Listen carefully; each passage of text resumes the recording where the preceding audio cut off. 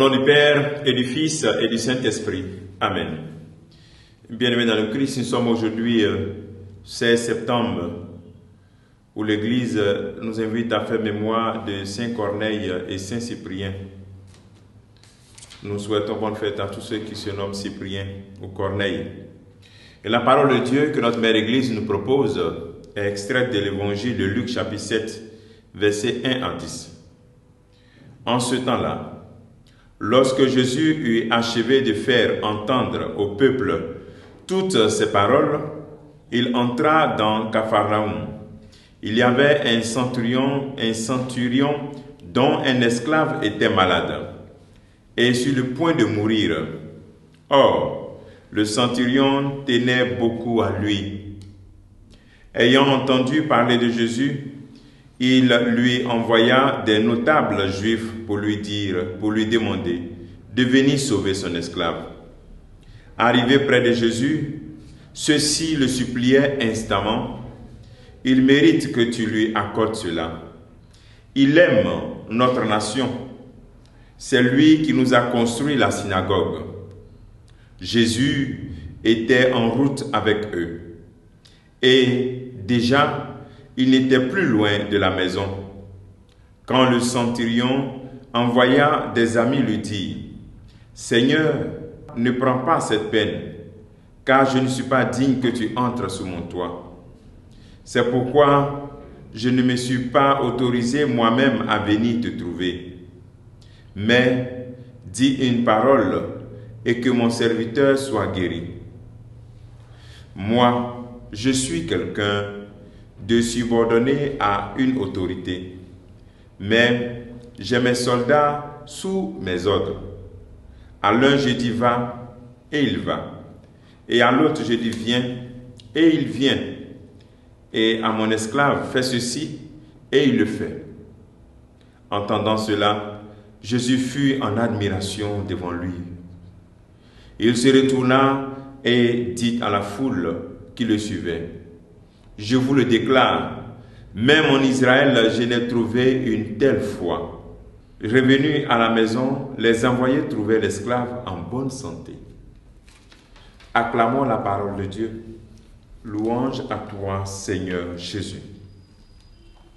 Bien-aimés dans le Christ, nous sommes face à ce spectacle très beau où quelqu'un considéré comme un païen, mais qui fait du bien aux Juifs, qui fait du bien au culte juif.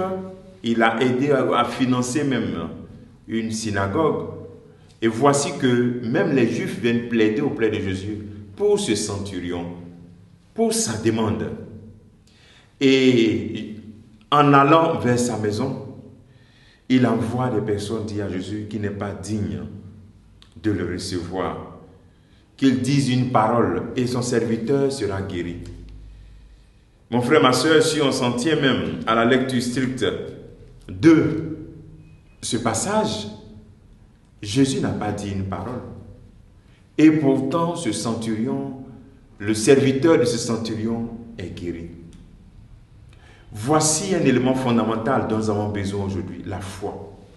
Ce centurion a manifesté une foi tellement grande que Jésus a dit qu'il n'a pas encore vu une foi aussi grande en Israël. Quelle a été la foi du centurion? La capacité de savoir qu'il n'est pas digne, mais en même temps la confiance de savoir, de comprendre, de croire que Jésus est capable. Il n'est pas digne, mais il sait que Jésus est capable. Alors, aujourd'hui, tu es appelé aussi à demander au Seigneur d'augmenter ta foi, pour que tu aies une foi qui permette au Christ d'agir avant même qu'il ouvre la bouche. Et donc, garde la confiance en Dieu. Ensuite, une parole. Est-ce que tu acceptes la parole de Jésus aujourd'hui? Tu acceptes Jésus et sa parole, ou Jésus sans sa parole? Le Seigneur t'invite aujourd'hui à dire une parole aussi à quelqu'un qui est à côté de toi, qui a besoin que cette parole puisse le guérir.